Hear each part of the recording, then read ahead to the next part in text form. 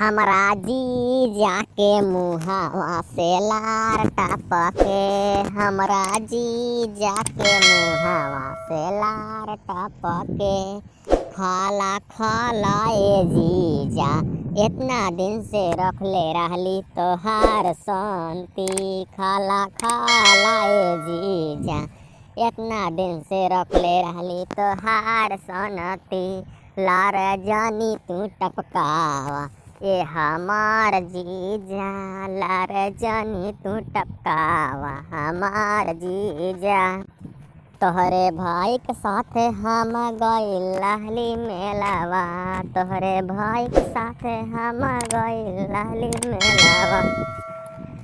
वही जा से हम लैली 4 गो केलावा।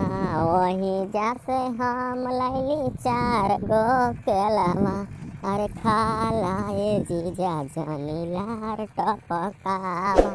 खाला ए जीजा जानी लार टपकावा। 4 दिन से काहे इतना खिसियाइल बड़ा दुल्हा। 4 दिन से इतना काहे खिसियाइल बड़ा दुल्हा। अरे खाला ए जीजा साले काहे मुँह लटकौले बाड़ा। खाला ए जीजा साले काहे मुँह लटकौले बाड़ा। हम ते जनली बहुत तू सीधा हवा जीजा।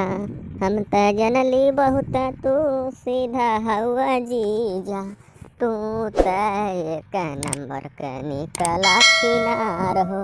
तू ते जीजा 1 नंबर के निकला छिनार हो।